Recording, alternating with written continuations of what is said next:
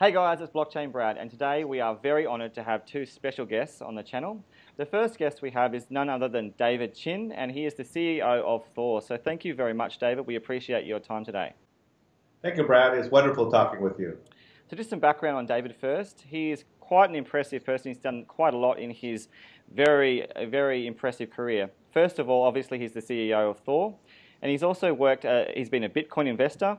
But most impressively, he's been the head of the international business development team in Dubai in the Silicon Oasis.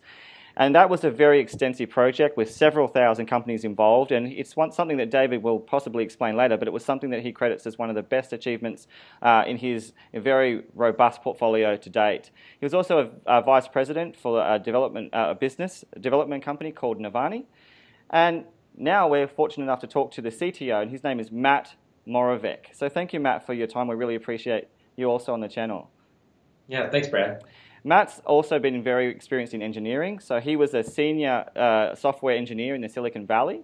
He also worked for big media companies, particularly one where he worked focused on AVI testing for a company called, Matt, would you like to just pronounce the company you worked for? Yeah. So I worked for New York Times, CNN, ABC, most of the big media outlets in the US. So obviously it's really impressive, your background as well. So guys, let's get started with the really interesting topic of the day, and that is Thor itself. So what is Thor, and what is the Thor token in terms of a company and business structure? What is it? Thor essentially is a company that is really gives power back to the gig worker in the gig economy. There's no company out there right now that actually really looks after the interests of the contractor. That's now, the power resides and rests with contracting companies, right? So contracting companies now, essentially, they will change compensation. They'll change, how they pay their workers by the week, by the day. But for the gig economy worker, his or her rent doesn't change. You still got to pay for childcare for his or her daughter. So what we need to provide now is a tool that allows the gig worker to get paid faster and to be able to earn more. And we can explain more about that. And what's neat about what we're doing is that the gig companies, the contracting companies, also will love us because we provide tools for them to attract more workers. And the idea is that now they can actually compete with quote unquote regular companies because now we can now provide benefits and all those things that gig workers normally don't have. So we're actually providing a tool to give power back to the gig worker. And we feel very good about that. And we'll get into why, the token and why the blockchain is important because of security, because of anonymity. And so it's all those things rolled into one, which we think that Thor will be a wonderful solution just for the economy in general. It sounds really exciting. And Matt, I wanted to ask you, can you tell us a bit about the concept of gig? In that, just for those people who may not be aware of what that is, how does that relate to the economy that you're trying to produce? And what about decentralization? How does that factor into your plan as well? Yeah, so a lot of people want to be their own boss anymore. And what that means for them is not working a 9 to 5, 40 hours a week. They'll drive for Lyft or Uber, or they'll run tasks on TaskRabbit. They'll come and build IKEA shelves for people. They'll deliver groceries. But they get to do all this on their own time. And so, if they have like childcare responsibilities or other things that make their schedule a little weird, it helps them build their own schedule. Right. So you're really focused on the real world. Exactly. Yeah. Very pragmatic. We want, David and I are very passionate about people and like application layer type of things, which is why we're going after Thor and the concept there. The American Bureau of Labor Statistics estimate that 43%, the gig economy people that kind of are independent contractors will represent 43% of the U.S. workforce by the year 2020. That's only 2 years away a week from now. Wow. And so they're estimating this right now represents 30+% to grow to 43%. So it's not insignificant. And these are people that need tools that cannot adjust to the new economy quick enough. And so we provide them that bridge to allow them to be able to really grow and be successful in this new economy. Sounds really exciting, and clearly there's some incentives you're building in. But before we talk about that, let's talk about how you can tell, the things you can tell about in terms of the solutions of your company. So specifically in the information on your website, you talk about different solutions that Thor provides, and some of them are your job network and your instant pay. Can you firstly, David, could you talk about the job network component? Well, the job network, what we're saying is that we'll provide a community. So, for example, if I drive for Uber today, if I need to make more money, our system will allow that contract worker to, for example, to understand and be able to apply to Lyft or to be able to apply to Postmate. So we'll have the information available, and we'll make it easy so that once they enter in, for example, their driver's license one time, they don't have to send it to 4 other companies, for example. If they just scan in and put in their auto registration, they just have to do that one time. So we make it very simple for them to do. And for example, 3.0 down the road when we get everything put together is such that, for example, if you want to optimize your pay, you might want to drive for Lyft, 8 to 12 in the morning, and lunchtime you might want to drive for Uber Eats because a lot of people want their food delivered. And if you like animals,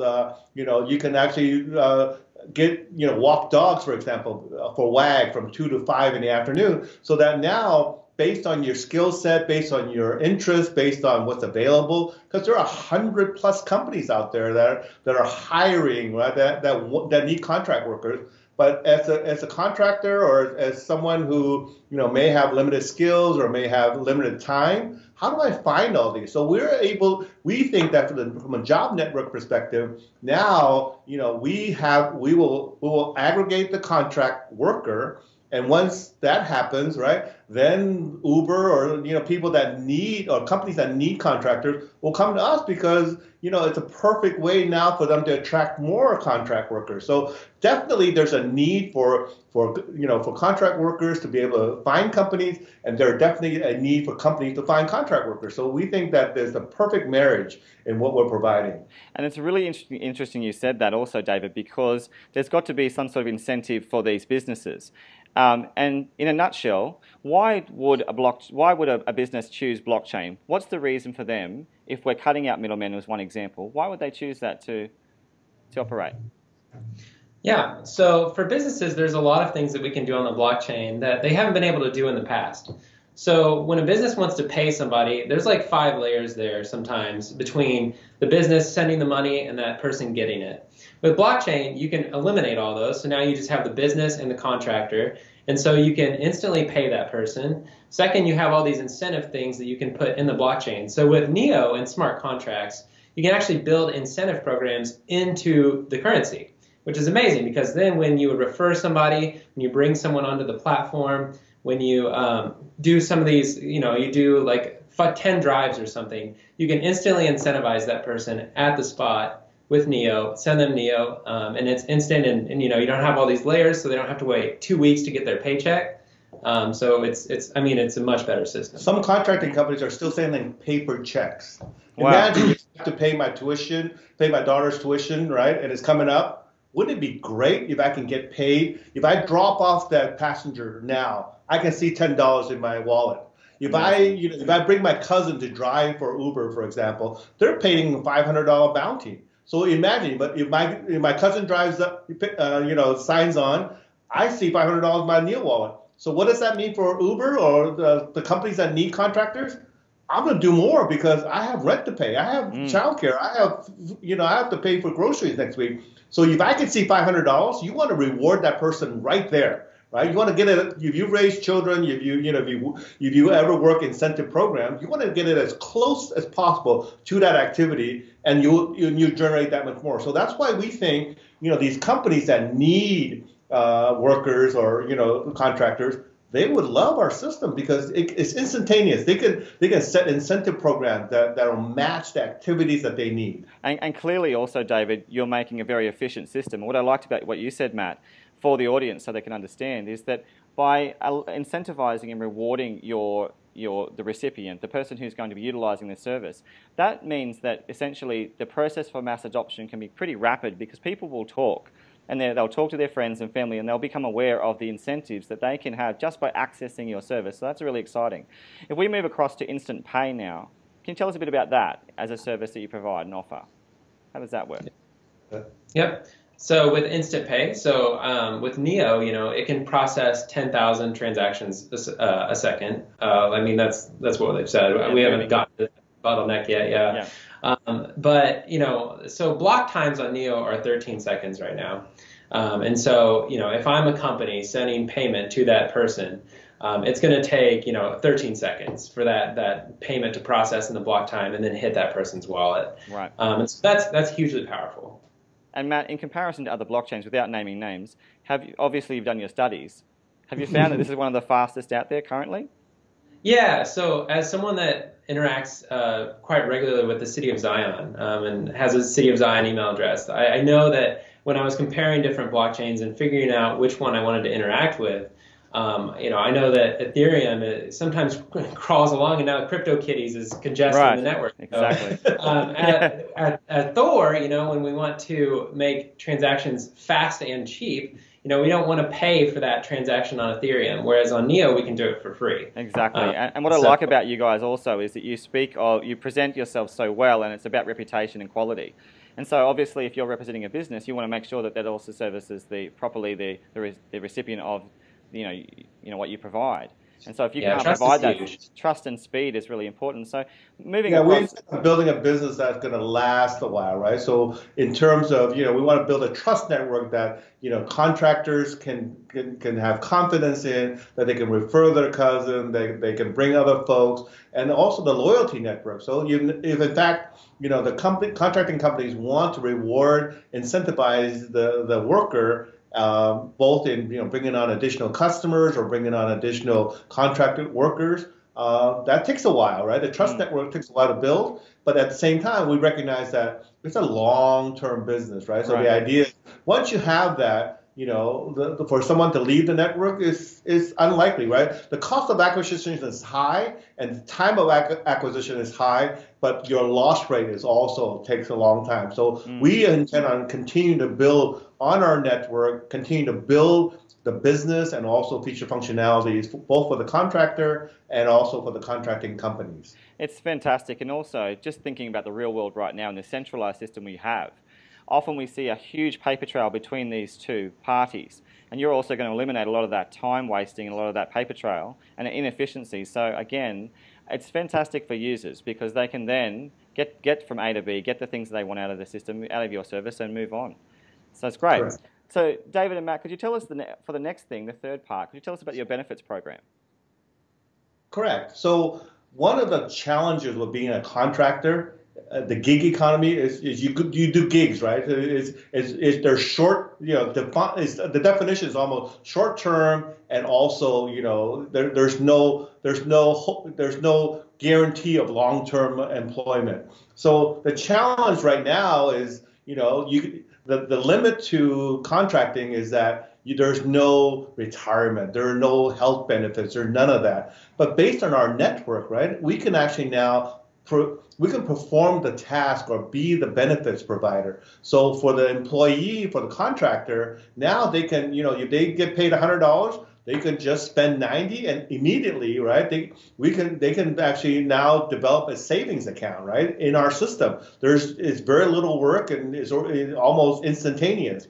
The idea that when we aggregate 1 million contractors, for example, we can be the health network, for example. So now that's quote unquote healthcare portability. So they can drive for one company, they can deliver for another company, they can walk the dog for another company, but their health is persistent, right? Their health care plan, for example, their retirement plan, it's all now resides within Thor, which is an amazing thing because now people aren't out, on alert so that they don't have health care, they don't have retirement planning. And the other nice thing about it is that for the companies, you would think that they would, one of the questions you asked was, do they see us as a threat? we don't think that they're going to see us as a threat because now we provide it for their contract workers, right? Right. So now we're actually a benefit to the companies because now the contracting companies have benefits through Thor for their contracted workers, and now they can compete so that people aren't just driving or doing work for the contracting company and always looking for a permanent gig. Right. Now, right? So now the gig worker is permanent because they have healthcare, they have retirement planning, they have all the things that are lacking in the gig economy. So we actually empower the worker, we empower the companies at the same time. So we feel good about being able to bridge that gap. That's excellent. It's really interesting to see that you're also touching on those services, particularly in terms of health. But Matt, if we move across to something bigger, let's talk about governments. In the future, are you actually looking to try and establish some sort of connections with government sectors? Because obviously this kind of provision of services, and particularly in the contracting industry, is huge and it relates often to government. So are you considering branching out and making and forging those connections in the future?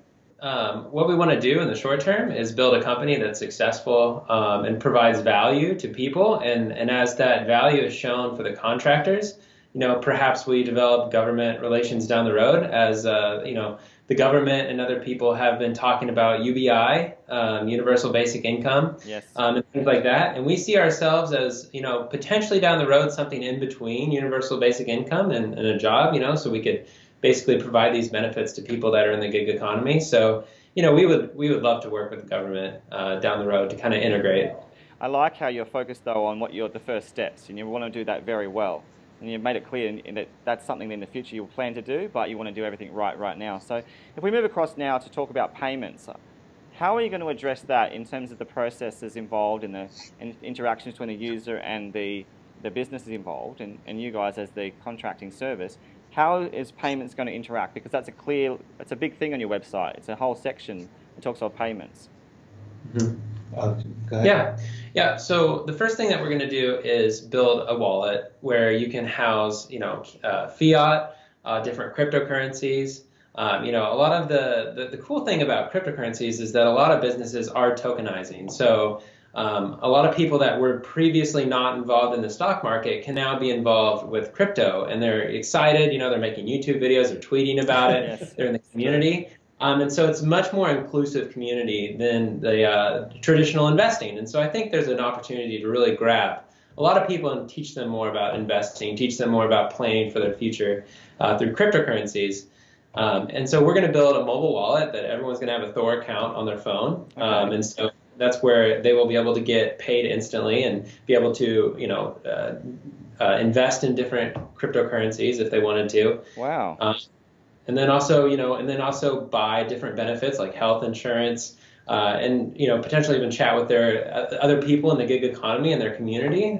So we really want to tie together this ability to invest for your future with your community, with your job, kind of put all those things together. That's really interesting. One of the things we like to do, obviously, is I think we have an obligation to educate also at the same time, right? So the idea is even the worker, a lot of times will spend more than what they earn, right? So the pearls of wisdom from Warren Buffett is don't save after you've spent, right? Spend after you've saved. So part of it is we might have an automatic 5% goes into your savings account and watch it grow. So there are a lot of these kinds of things that we can actually build tools, and blockchain is perfect, right, for payments. And then when we have a wallet, we can do a lot of fun things.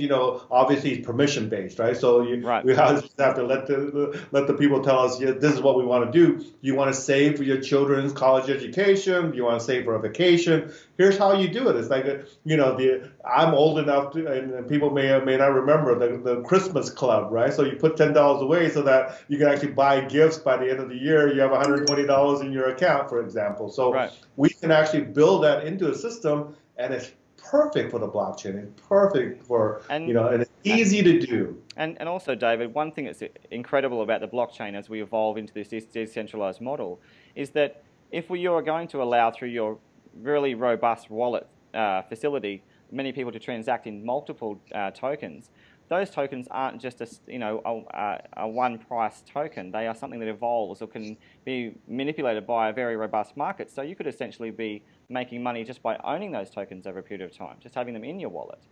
So it's not just a case of it's patience, right? It's just patience and building up your net worth. And in the old days, you'd have to get a Charles Schwab account. You have to have a 401k. So if you worked at this one company for retirement, then when I change jobs, what do I do? With our system, is seamless, right? The idea of having savings or having investment, goals is all, and we can have a platform that a display that allows them to track. Oh, I need to save $10,000 because Sally's going to go to college. That stuff is so easy for us to be able to do, technology wise, and also based on a blockchain is perfect for what we're doing. Yeah, it sounds really exciting. And just moving across to your team, obviously we're lucky to have you both here on the channel today, but can you tell us a bit about the focus of your team right now? Often we see that some projects are focused on engineering, some are focused on marketing. Where's the bulk of your focus at the moment? We actually, quite honestly, we're doing both. I don't think that you can do, it's almost like, the person that lifts weights on one side, you kind of fall over. We think it's both, right? So we're very focused on, we think that, like you said, we need to focus on what we need to do first, right? So what we need to do first is the idea, how do we bring contractor workers on our site, right? So we're going to hang out at at airports, and we've talked to quite a few drivers. That's where they kind of hang out. We're going to have very robust customer acquisition, affiliate programs for drivers. So bring yourself on, bring another one on, you get $5 a token, for example, that type of thing. But on the other side, we definitely are focused on the engineering, feature functionality sets, prioritizing what our engineering resources are. We're going to be announcing fairly shortly. We've already got a couple of new hires. If I can drop some names, we've got a Stanford engineer that's close. We've got a MIT, we've got an MIT engineer that's looking at us and due to come on shortly. So we're adding, we're going to do the marketing piece and contractor acquisition, but at the same time we're going to be very focused on engineering because they're both important in the successful company that we hope to build. That's excellent. And Matt, I have to ask you this because obviously with your City of Zion experience, your knowledge of NEO, that sort of feeds very well into, or it's a perfect segue into NEO as a very robust system that's, it addresses many different components. Obviously it has ontology, on-chain, and NEO as part of its network. So Matt, in that respect, why NEO? Why did you choose NEO as the platform of choice for your really exciting company? Yeah, so I really got into blockchain. I had been buying Ethereum and Bitcoin for a few years, but it really became apparent that this was the next wave of innovation, I think like last summer. And so in August, September, I was looking at which blockchain I wanted to build something on. And I saw that the City of Zion in the West had this awesome community. And I got on Slack and I really started talking to some of the members. And the guy that writes NeoPython Local Human was in particular an extraordinary influence on how much I enjoyed working on Neo as opposed to Ethereum. So, I had built smart contracts in both to kind of get a feel for what I wanted to do. But I really loved that I could write smart contracts in Python on Neo. And so with Local Human's help, and then with this the DApp contest that came through, I actually got a team of 5 engineers in Silicon Valley together to submit a DApp for the contest. And through that process, learned about Neo, learned about all these different things, got help from the community, and also contributed back open source material to that contest. And so it was just a really great experience, and I've really loved being part of the community. Wow. We think that the Neo team is just amazing, right? In terms of responsiveness. Da has come to the Bay Area. There's going to be a DevCon here in end of January. We hope to help out. We hope to contribute. We hope to help build the community because we think that this will be the stronger network over time. Obviously, we're not the first mover in Neo, but sometimes first mover gets replaced, right? So we think that the community will be very strong. We think that the ease of use. We've actually hosted many meetups. I think we're under our fourth on a monthly meetup, and we have people that are very interested that we talk to on a regular basis that want to build on top of Neo, and I think we're getting on to 200 technical people that are in our meetups, and if half of them build a dApp on top of Neo, we're halfway there to catching up to the front runner. Absolutely, and David, also with regard to the West, you're our front runner in terms of your influence in the West and utilizing Neo. So how important is that position?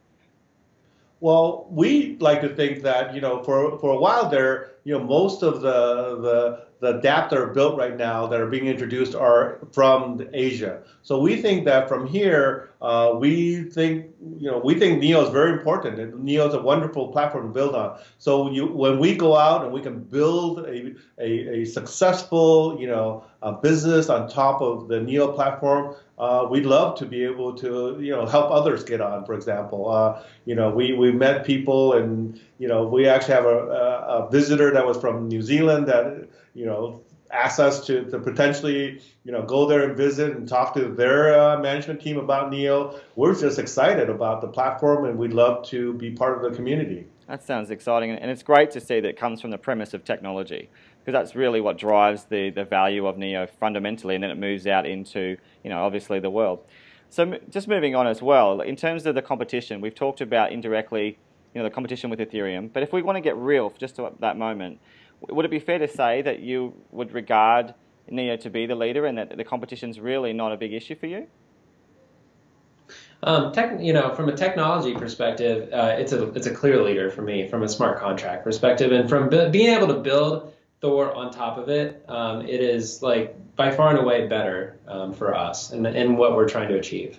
Thanks. My take on that is when people are building on Ethereum, they have to learn another language. Even though it's been said, and obviously there have been a lot of successful dApps that are built on using quote unquote Solidity, right? Right. But for me, it's kind of like learning another language, right? So if the word out in the street is if you know Spanish, it's easy to learn another Romance language. You can learn French or what have you. But still, there are little quirks, right? So I studied German in college, and so the idea is, is it das Haus or is it die Haus? Is it masculine or is it female or is it neuter?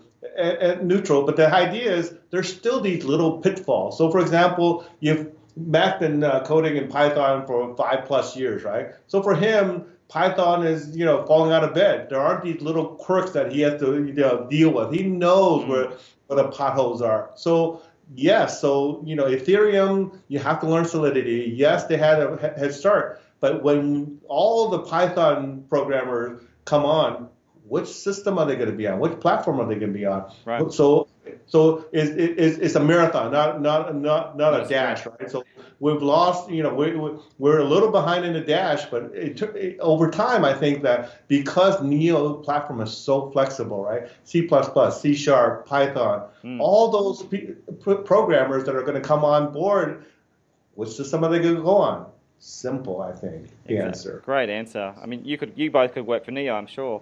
Guys, if we move across now to, if we talk about your roadmap, because I want to pull it back into Thor.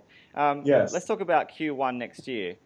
Roadmap time. What's happening Q1? So we're still gonna, we're working on our system and making sure that the feature functionality set is where we want it to be at. There's going to be a DevCon, Neo DevCon here in late January. So hopefully, we think we'll pull everything together and have, dot our I's and cross our T's and be able to announce and perhaps, do a token generating event, hopefully in Q1. Sounds exciting. And you also mentioned briefly before that you're considering expanding your team. So how many more members of that team are you considering to bring onto the Thor team in that near future? A lot of interest. We talked to 2 people today. We talked to half a dozen people last week. You notice even on Twitter we were discovered that Yes. the organic interest is just been overwhelming. So sometimes it's a dog chasing his tail, right? So which comes first? We just have tremendous interest. So it could be from an investment standpoint, the engineering. We've actually had people approach us wanting to participate. We've had marketing people that want to participate. We've talked to a lot of founders in the Valley. So it's exciting times. I wish I could give you an answer this minute, but it's imminent. Our team is going to grow. That's a guarantee. And we think our business is, the planning part of it is going to be very solid before we head out. And we will announce, and we hope we'll have your support and the NEO community support. Absolutely. And Matt, I wanted to ask you, when I was reading through different parts of your roadmap, one of them was very interesting. It was a debit card. It was the 401k debit card, one-click apply. Can you tell us a bit about what you know of that and why it could be so important to the overall structure? Yeah, so in America, one of the easiest ways to spend money is with a Visa card. And so with the Thor wallet, what we want to be able to do is to allow people to instantly get paid when they drive for Uber, Lyft, or walk dogs or whatever, and then be able to use a debit card immediately to go, buy some food at your grocery store or something like that. Right. So there's a service that, it's called Shift. It's here in the Valley. And you can sign up for a debit card that way. So we're currently evaluating different options. We're thinking we may actually buy like a micro bank in the future and set up routing numbers and account numbers and do a debit card that way, or potentially use the Shift service. We're currently, sorting through some of the technological hurdles there, but we absolutely are going to get people a debit card in their hands that they can spend from their Thor wallet. Sounds excellent. And obviously, we want to learn more. So when can we access your white paper? It's going to be hot off the press. We want, as we indicated earlier, we want to make sure that this is exactly the way we want it. We want to be, diligent in what we do, and we want to be able to commit to whatever we submit out to the community. There are other people that it seems like for some folks it's a foot race. They want to get out as quickly as possible. Right. We want to get out as quickly as possible in an orderly manner. So as we indicated earlier, we hope to support NEO in their DevCon here in the Silicon Valley, and then do some planning around that, because we don't want to be able to have a conflict with that. Right. But at the same time, we will be focused on what we're doing, and sometime in Q1 we're going to be we're going to do the token generating event, and hopefully then we'll have the support of the NEO community. We'll have support of just the investor community in something that's very, very solid that they can have confidence in for a company that's going to be here a long time. And that's something that everyone wants to hear, is making sure you're taking your time. But let's talk about the money. You alluded to that just then, Dave. So the token structure, the plan. What's happening for the investor or someone who wants to be involved? What's the plan in the near future in terms of how we can access Thor, the Thor token? How can we do that? So we'll have the token generating event, as most companies do, and in terms of the token itself, we hope to generate, have a very good, robust community that's around the token, that there will increase, usage from the contractor's perspective. We'll have, increased usage from the contracting company's perspective, and leveraging that, and then also increasing the value. Once we increase the adoption and utilization of the token, then we hope that the network will grow, and right. it'll be much, it'll grow in value. And Matt, just in terms of dates as well, what's the plan roughly? Obviously, we're talking about DevCon coming up at the end of January. When can we see some sort of movement in people who can access things like your pre-sale or your crowd sale in terms of tokens? When's that likely to happen? Yeah, so as we have on the roadmap, we're looking at Q1. We want to plan a lot of these things around the NEO DevCon, because we want to be active there, and with the community. We'd love to potentially announce a white paper around that time, and then have the token sale towards the end of Q1 potentially. Right. So Yeah, that's what we're thinking. I participated in the DApp contest. I know how to write a Neo smart contract. We could do the token sale today, but we just, we're going to be an American company, like, and do all of our due diligence, make sure the I's are dotted and T's are crossed. Absolutely. As opposed to some other companies out there that don't even, they don't have a developer, they don't have someone that knows really what they're doing. We're just making sure, we really want every footfall to be very strong with Thor. And Matt and Dave, you both could answer this, I'm sure, quite easily. Let's talk compliance in that respect. It's a huge issue right around the world right now to make sure that your service is compliant with the regulations of your country. How are you going to address that through the blockchain? Well, in the establishment of a company and the token generating event, we're going to be very, very cautious. And we've talked to a lot of people in terms of making sure, as Matt was saying, dot our I's and cross our T's. I think sometimes too, some of the challenges with the token generating event, with previous tokens being created, there's been an outcry because there have been people that have raised money and not used it for the purposes of which they say. Yes. So we hope and we think and we will, right, do exactly what we promise. And that's why, as you indicated earlier, and addressing your question is, when are you going to do this? When are you going to do that? There's a lot of excitement. We've had a lot of folks just come to us organically. But we're going to take our time. We're going to make sure that, as Matt said, every step we're going to be have sure footing, and there will be no reason why people say or come after us, so to speak, for what we're doing. We're going to say what we're going to do, and we're going to do what we say. And I think that's the best defense in terms of defending the business. Is we're going to do it, we're going to say it, we're going to do it, and we're going to do it right. Yeah, we are. We're both investors. We're fans of Warren Buffett, not so much the trading floor of CME or whatever. So, what we're building, we want people to invest in long term. So it's very interesting because often on my channel I talk about Neo, much like Berkshire Hathaway, in that I liken it to that kind of concept. It's a very longitudinal process. It's not something you make tomorrow, but do it well and you'll have something in 10 years' time. But guys, if we talk about the future in, let's say, 3 or 4 years, I like to ask this question sort of to sum up just how strong your company is. What do you envisage for if you're sitting in your office and it's 2020, let's say, and you've planned very carefully and meticulously in your approach, what do you actually see if you look back in time?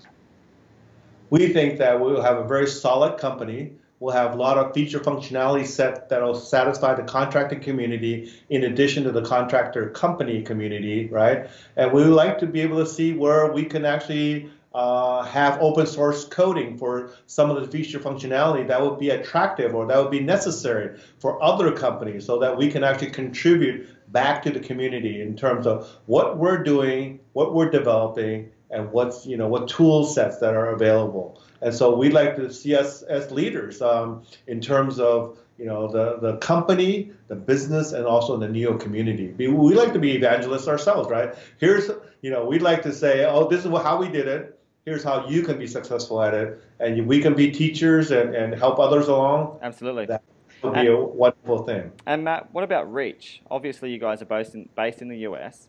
Are you going to stay in the US? Is that the plan? Or are you considering moving out of that domain?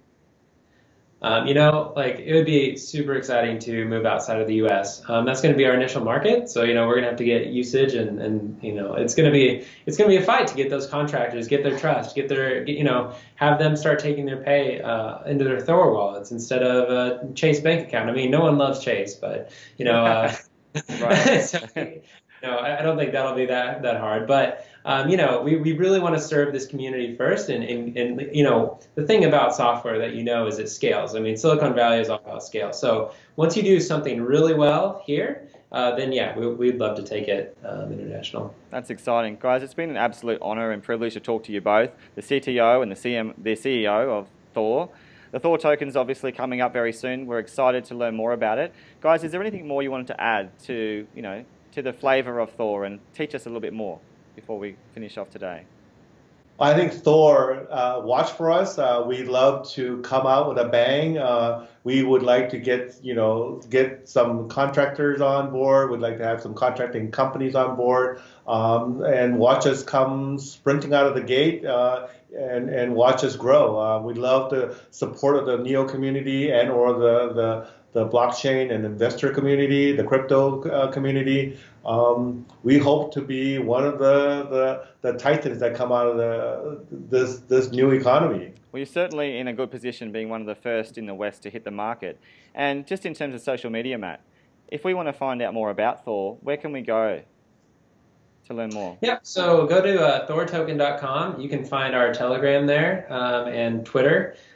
We also are going to be posting a regular drumbeat on Medium about things that come out, hires, things like that, and potentially a Facebook group down the road. But yeah, we're going to be on all the social media, and we'll announce things that are timely, that are pertinent, that are important to the community, and also the things that we're doing. And we hope to be as transparent as possible in terms of the growth of the company and where we're headed, what kinds of tools, and who we've gotten it, and what our progress is. And we want to be a very interactive with our supporters. Yep. And with our investors. We're going to have a monthly report from technical, business, and marketing side of things, design. So yeah, stay tuned. Thor Token is on Medium as well. Matt and David, on behalf of all the listeners all around the world, we are so excited to hear about Thor. It is something innovative. It's clearly excellent gig economy that's going to really drive the decentralized markets for contracting services. And we thank you for your time. We're going to be following along, and we can't wait to see the progress, and also be watching you at the DevCon very soon in January. So once again, thank you very much for your time. Thanks, Brad. Yeah, thanks, Brad.